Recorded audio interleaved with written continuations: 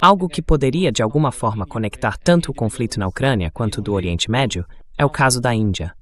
O que aprendemos recentemente com os arquivos de Epstein é que Epstein aconselhou o Catar, o governo do Catar, a cantar e dançar por Israel, como a Índia, sabe, para conquistar a aprovação do governo Trump.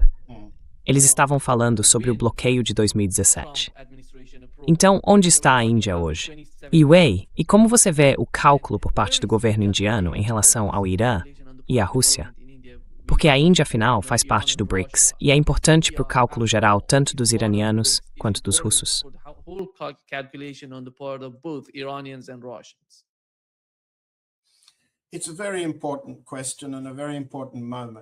É uma questão muito importante e um momento muito importante, Nima.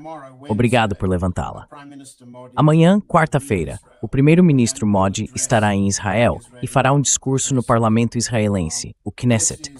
Isso representa uma mudança enorme por parte da Índia, especialmente se considerarmos que o primeiro-ministro Netanyahu teve uma visita à Índia recusada em dezembro. Essa visita foi primeiro adiada e depois cancelada. Trata-se de uma mudança muito importante, e chegaremos à luta interna entre facções indianas que resultou nesse desfecho, na minha opinião, muito triste. Por que é triste? Primeiro, porque significa o fim do BRICS. Significa o fim do BRICS porque agora a Índia não pode mais ser confiável por nenhuma das outras potências do grupo ou pelo sul global. A Índia mostra que não confia na Rússia. India shows that it doesn't trust Russia. Cada um deles não confia na China. Cada um agora desconfia do outro. A Índia em relação à China, a China em relação à Índia, e a Índia e a Rússia entre si. Cada um suspeita que os outros farão sua própria paz separada com Trump. E como dissemos na semana passada, há uma facção, a facção de Kirill Dmitriev em Moscou, que quer fazer esse acordo com os Estados Unidos, redolarizar e retornar ao modelo unipolar de relações econômicas internacionais e de dependência dos Estados. É isso que uma facção na Rússia quer. Quando Modi for a Israel amanhã e anunciar isso, o que foi que ele disse? Estou apenas olhando o tweet dele em resposta ao anúncio da visita feito por Netanyahu. Nossa amizade, a duradoura amizade de Israel, é construída sobre confiança, inovação e um compromisso compartilhado com a paz e o progresso.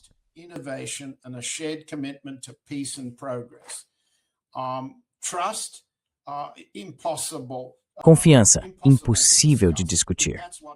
Se é isso que o Sr. Modi pensa dos israelenses, porque eles estão dispostos a elogiá-lo como uma potência global em ascensão, então quem pode confiar na Índia? Portanto, temos agora uma situação muito triste em relação ao BRICS, à multipolaridade e aos Estados Unidos. Voltemos à sua pergunta. Quem na Índia, dentro do governo indiano, acha que ao fazer esse acordo com Israel, que incluirá entre 8 e 9 bilhões de dólares em compras de defesa, tornando Israel o segundo maior fornecedor militar da Índia, depois da França, poderá conseguir um acordo melhor com Trump ao bajular o lobby judaico em Washington e as pessoas ao redor de Trump, a fim de solidificar as principais relações comerciais da Índia e proteger seu comércio exterior, imigração e assim por diante.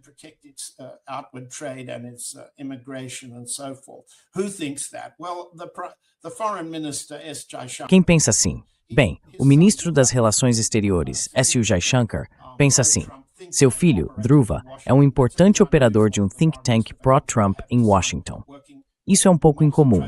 O ministro das Relações Exteriores de um país ter o filho trabalhando não como um cavalo de Troia, mas ao contrário, em Washington. Pelo que entendo, com base nas minhas fontes indianas, Jaishankar está em desvantagem há meses. Fui informado de que o primeiro-ministro gostaria de substituir Jaishankar, mas não consegue encontrar uma alternativa. Minhas fontes na Índia acreditam que Jaishankar agora obteve um ganho tático significativo ao realizar esta visita a Israel.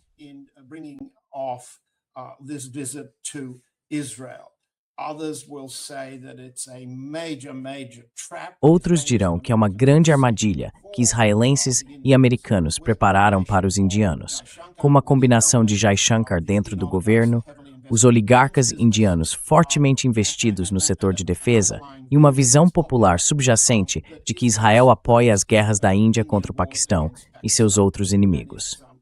Comparecer ao Knesset quando Israel está à beira de atacar o Irã é uma demonstração muito séria, não do equilíbrio que a política e a estratégia indianas sempre mantiveram entre o mundo árabe, o Irã e o chamado mundo judaico, que inclui os Estados Unidos. Aqui não resta mais equilíbrio algum. Trata-se de uma inclinação, e uma inclinação muito destrutiva. Isso segue a outra armadilha em que o Sr. Modi caiu quando Tarnoum bin Zayed, TBZ, o governante influente, irmão de MBZ, o sheik que controla os Emirados Árabes Unidos, esteve envolvido.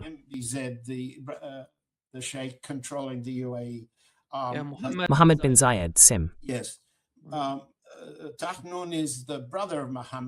Tarnoum é irmão de Mohammed e é a principal força motriz, potencialmente o sucessor, caso Mohammed adoeça ou morra.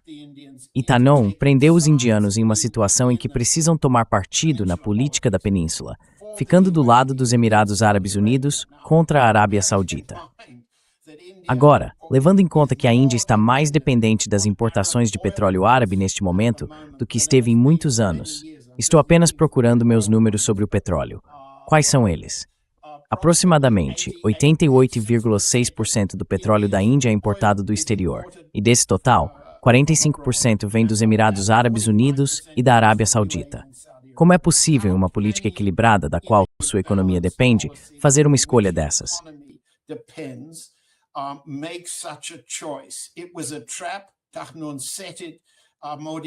Foi uma armadilha. Mahmoud caiu nela, na minha opinião, e não sou o único. Em Delhi, quem pensa isso? Ir a Israel foi uma armadilha armada pelos Estados Unidos e por Israel, e Modi caiu nela. O que mais podemos dizer?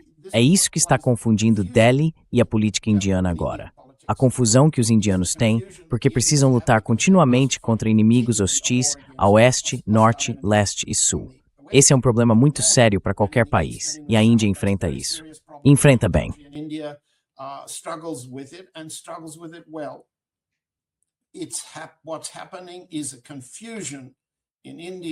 O que está acontecendo é uma confusão no pensamento indiano em seus níveis mais altos, entre as necessidades operacionais de defender a Índia, diversificar suas fontes de produtos importados dos quais depende e suas necessidades de defesa e militares. Há uma confusão entre essa necessidade operacional que tornou Israel importante por muitos anos e os requisitos estratégicos para o crescimento de longo prazo da Índia e sua grande expansão no mundo como uma potencial superpotência. Quando se confunde necessidade operacional com valor estratégico, e não se entende que o genocídio israelense em Gaza muda completamente a forma de distinguir entre necessidade operacional e estratégica, perde-se o rumo político.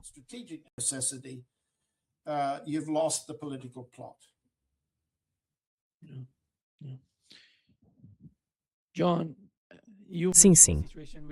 John, você mencionou a situação com o Irã. Como você vê o governo Trump? Por que tivemos o Steve Witkoff em sua entrevista dizendo que os iranianos não estão cedendo, eles não estão capitulando? Qual é o seu entendimento? Qual é a sua opinião sobre o que está acontecendo agora entre o Irã e os Estados Unidos?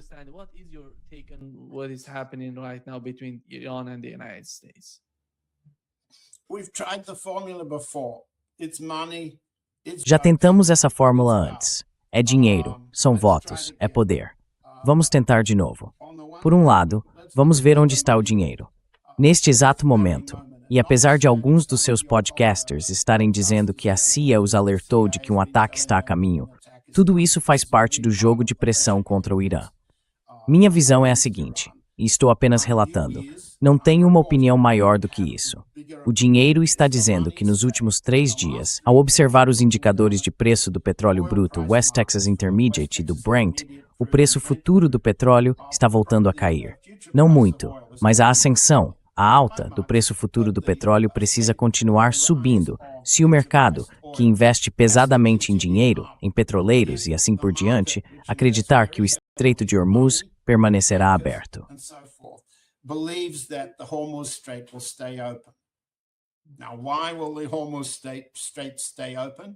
Agora, por que o Estreito de Hormuz continuará aberto?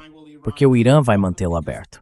E por que o Irã vai mantê-lo aberto? Porque eles esperam, os iranianos esperam, resistir à armada até que a armada tenha de partir. Então, em termos financeiros, os mercados estão dizendo que não haverá guerra. Eles não disseram que o Irã venceu, porque não há como investir dinheiro em um resultado assim, embora esse venha a ser o desfecho estratégico. O que dizem os votos? Bem, estou olhando para minha pesquisa de aprovação presidencial e ela mostra que a aprovação do presidente Trump está piorando de forma constante, 1 ou 2 pontos percentuais a cada semana. Mas está piorando.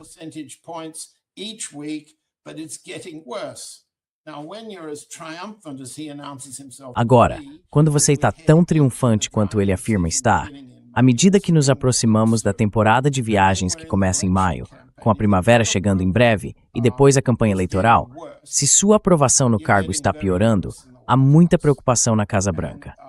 Neste momento, a aprovação de Trump que estou observando é de 42,7%. Essa é uma média de todas as pesquisas no momento.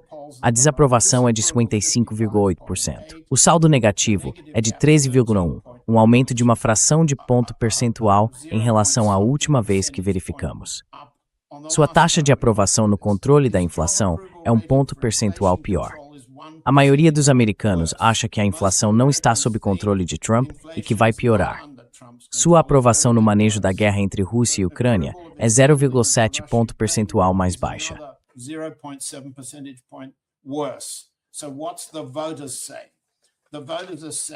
Então, o que os eleitores estão dizendo? Os eleitores estão dizendo: nós não confiamos em você. Não confiamos em nada do que você diz. Mas, se você nos levar a uma guerra sangrenta, que vai gerar inflação e baixas, isso será desastroso para o futuro político de curto prazo de Trump. Agora, o que acontece na Casa Branca quando essa combinação ocorre? É muito simples. Vimos isso naquele vazamento no Washington Post anteontem, quando o general King, presidente do Estado-Maior Conjunto, teria alertado Trump contra um ataque ao Irã. Isso é curioso, especialmente se todos viram o tweet dizendo que a escassez de munições críticas e a falta de apoio dos aliados aumentarão significativamente o risco da operação para o pessoal dos Estados-membros.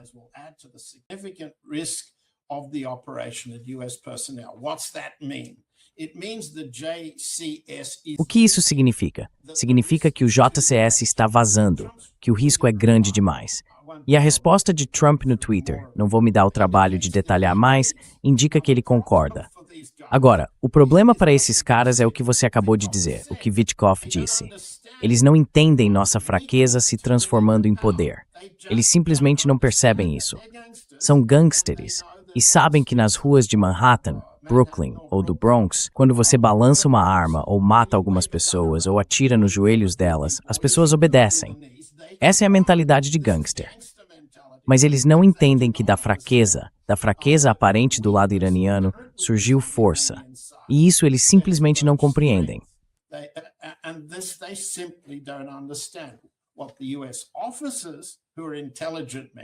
Bem, os oficiais dos Estados Unidos, que são homens inteligentes, o almirante Cooper, Kane Grinkovich, o chefe da Europa, não são tolos, não são idiotas, não são mal treinados, estão bem abastecidos de informações.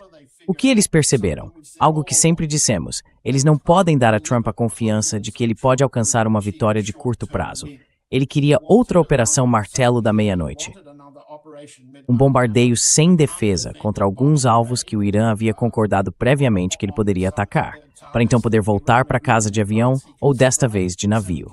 Desta vez o Irã disse não. Não. Não.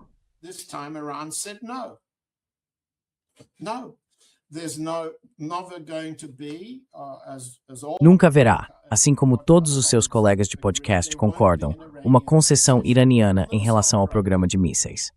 E acredite ou não, como Ted Postal disse neste programa, o Irã alcançou a destruição mútua assegurada contra Israel e os Estados Unidos caso seja atacado.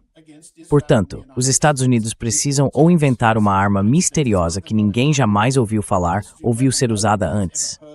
Algo que de alguma forma combine a decapitação do regime com a destruição de toda a capacidade de defesa antimísseis aliada do Irã. Ou inventam uma mágica, ou precisam encontrar uma forma de recuar. Ao mesmo tempo, estamos vendo o colapso da armada. we see the breakdown of the Armada. I recommend to everybody, I've just been doing it myself. Eu recomendo a todos, eu mesmo tenho feito isso, ler sobre a história da Armada Espanhola, a maior armada já reunida, que falhou em invadir a Inglaterra por uma combinação de fatores de gestão, técnicos e climáticos. Mas então, o que sabemos? O maior porta-aviões da Marinha dos Estados Unidos, o Gerald Ford, ainda está na Baía de Souda, em Creta, porque não consegue operar. Os banheiros não funcionam. Acho que todos os tweets e reportagens sobre isso são pelo menos parcialmente verdadeiros. Verdadeiros o suficiente para mostrar que quando há um problema de esgoto a bordo de uma embarcação, há um problema de doenças que remonta a vários séculos. E não se pode enviar um porta-aviões para um campo de batalha com um problema desses. Heading into a battlefield with disease like that. If the Gerald Ford stayed in Souda, it can't. Se o Gerald Ford ainda está em Souda, ele não pode estar operacional. O que isso te diz sobre a bela armada, para usar o termo de Trump? Então, somando tudo, munição, os banheiros não funcionam, o Ford está preso em Souda, está inoperante.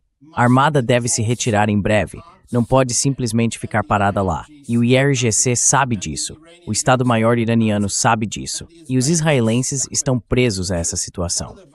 Em segundo lugar, o que dizem os votos? Nenhuma confiança em Trump para ir à guerra, nenhum benefício se ele atacasse o Irã, nenhum impulso de vitória, nenhum rally em torno da bandeira.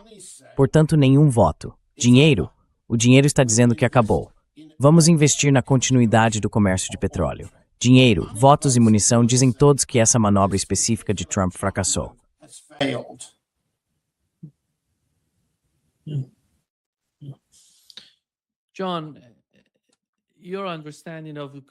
John, como você vê a cooperação entre o Irã, a Rússia e a China? Porque quando se trata de uma guerra entre o Irã e os Estados Unidos, dá para perceber, depois que a guerra entre a Rússia e a Ucrânia começou, que aprendemos quem vai apoiar a Rússia durante o conflito. Já se passaram mais de 4 anos de guerra na Ucrânia. Ontem foi o aniversário desse conflito. Mas ao longo desse tempo, aprendemos quem vai ficar ao lado e apoiar a Rússia durante a guerra.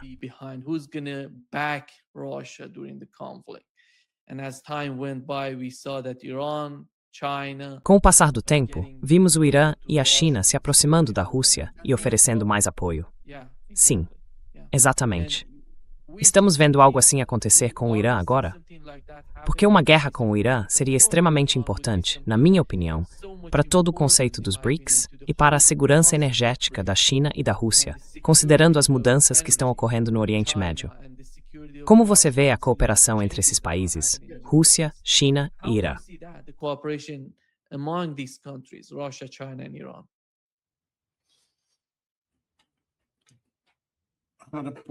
Como posso dizer isso?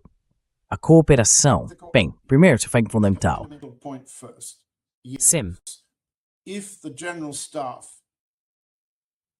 Se o Estado-Maior avaliar quem nos apoiou quando precisávamos, há apenas 3: Irã, China e Coreia do Norte. Só isso. Perdoe-me se deixei alguém de fora. Em termos de guerra com drones, o Irã desempenhou um papel muito significativo. Em termos de mão de obra para o desastre de Kursk, bem, o desastre de Kursk do lado russo acabou se tornando uma lição muito longa e sangrenta. Os norte-coreanos desempenharam um papel que não precisavam, mas o fizeram voluntariamente. Quanto ao apoio chinês, é em grande parte secreto, apoio material, mas o respaldo à economia russa e ao comércio russo está presente. Agora, com licença. Essas são parcerias estratégicas de grande importância. Entre parênteses, e muito tristemente, é preciso dizer que se o Sr. Modi for ao Knesset amanhã e falar sobre confiança com Israel, o relacionamento estratégico entre a Índia e a Rússia deixará de ser estratégico.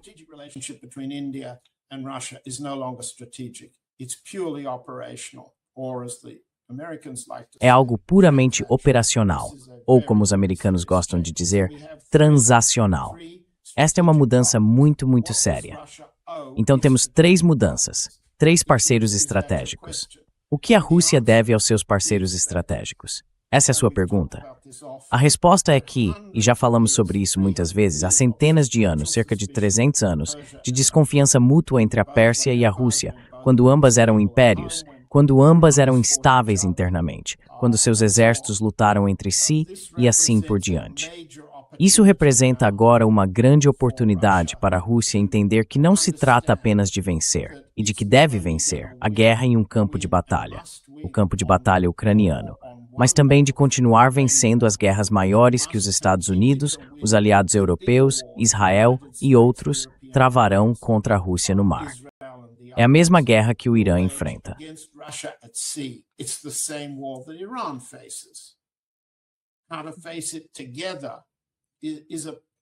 Como enfrentar isso juntos é um problema. O presidente Putin ainda não é capaz de decidir o que precisa ser decidido para proteger a frota mercante russa no mar.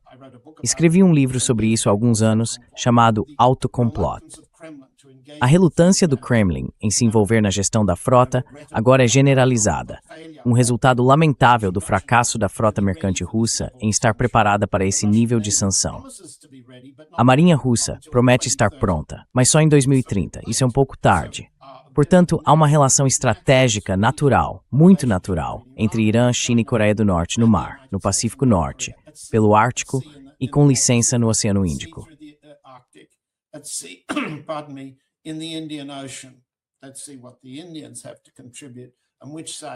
Vamos ver o que os indianos têm a contribuir e de que lado eles ficarão nessa questão. Então, na guerra no mar, há um futuro em que a Rússia deve retribuir o que o Irã ofereceu. Precisamos superar entre o lado iraniano e o lado russo a desconfiança mútua.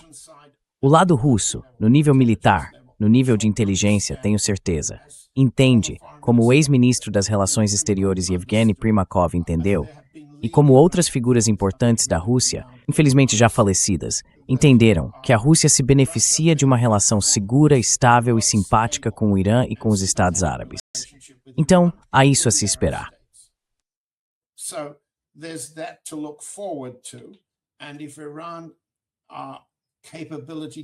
E se a capacidade do Irã de dissuadir um ataque israelo-americano a longo prazo for fortalecida por apoio secreto da Rússia, em defesa aérea, comando e controle e coisas do tipo, e ao mesmo tempo por apoio secreto da China na área de defesa, nunca discutido, nunca alardeado, então estamos diante de uma multipolaridade limitada. Não é o BRICS, infelizmente, não é o BRICS, mas é algo suficientemente durável para atender às necessidades urgentes de proteção do Irã. E o que pode se desenvolver a partir disso? O corredor norte-sul, a rota comercial que ligaria o Paquistão e a Índia ao norte, passando pelo Irã, atravessando o Mar Cáspio, chegando à Rússia e à Europa. Trata-se de um importante corredor comercial que os Estados Unidos, Israel e, lamentavelmente, também a Índia desejam combater ou com o qual pretendem competir.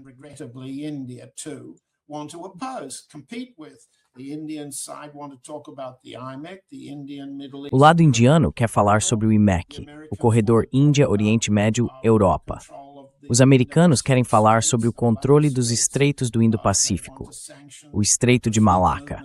Eles querem sancionar movimentos de frotas no Pacífico, no Oceano Índico, em todos os mares. Então estou tentando não divagar. Estou tentando dizer que a guerra à frente, estamos prestes a encerrar, se conseguirmos neste ano, é a guerra em um campo de batalha. Mas estamos longe de encerrar a guerra de longo prazo, porque as chamadas causas profundas do conflito nunca serão acordadas por pequenos oportunistas e gangsters como Witkoff, Kushner e Grunbaum. Eles são apenas pistoleiros representando um poder muito maior, um poder imperial, que não tem intenção de encerrar a longa guerra. Contra a Rússia, contra vocês no Irã, contra a China. Esses inimigos permanecerão, e é uma guerra longa.